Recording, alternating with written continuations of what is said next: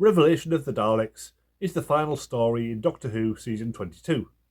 As I've come to expect, the quality of the stories is highly variable, ranging from quite good to terrible.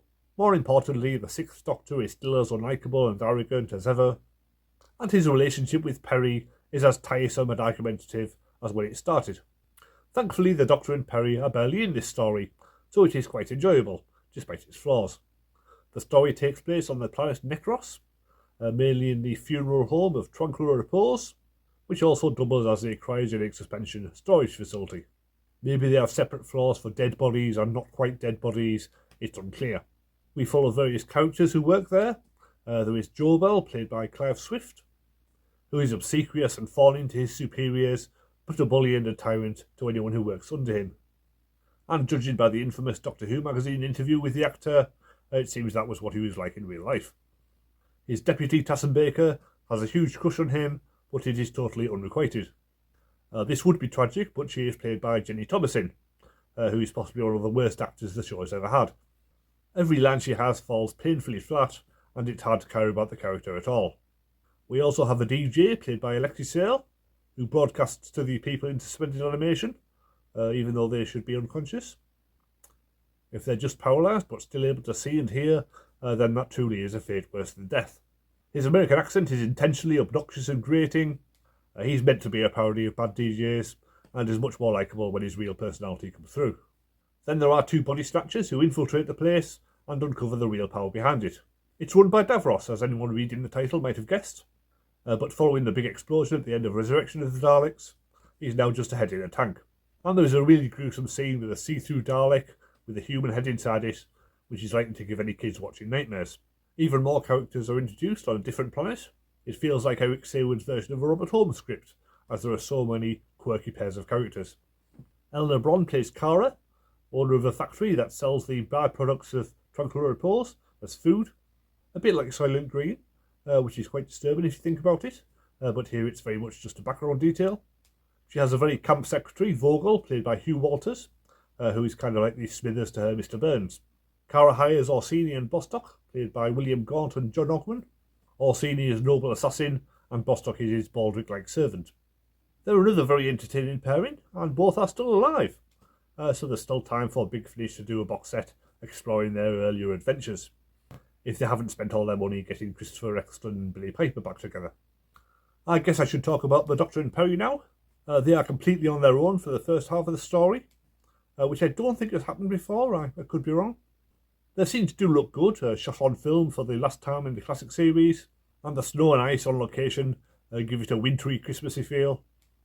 The Doctor and Perry spend most of their time insulting each other's weight, which is a little harsh on Colin Baker and absolutely ridiculous for Nicola Bryant.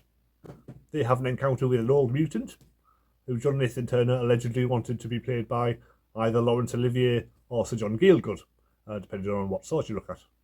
He does have a decent monologue when he dies, but even so, they were probably aiming a bit high, hoping for one of England's greatest actors to do such a small part, especially outside in the snow.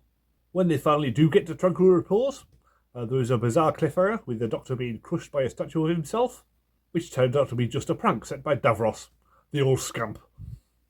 Perry is preyed upon by Jobel in an extremely uncomfortable scene, so naturally she runs off to the DJ to compare fake American accents.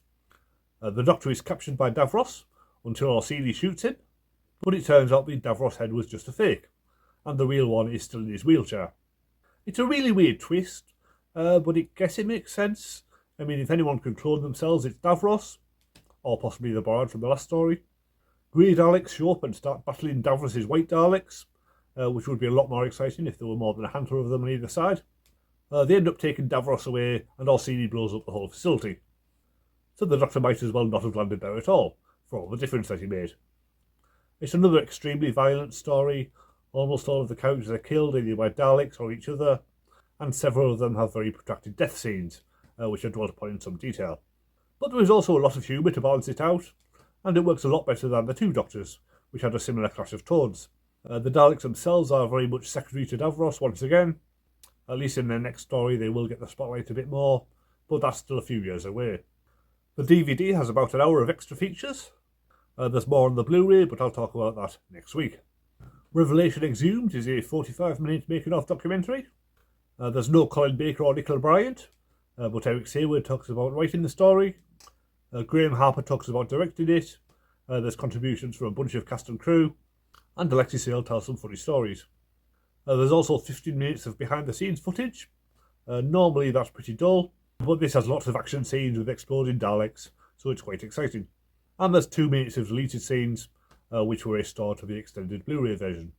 Overall, it's a decent end to the season, with lots of strong characters and action scenes, but the Doctor and Perry don't have very much to do. I'll give it 7.5 out of 10. After this was broadcast, the show went on hiatus for 18 months, but this channel will not be doing that. Next week I'll be talking about all the extra features on the Season 22 Blu-ray, and the week after that I will start my coverage of Trial of the Time Lord, which should hopefully take me up to when Season 2 of the new series starts on BBC One. That's the plan anyway, so press subscribe if you like the sound of that, and I will see you next time.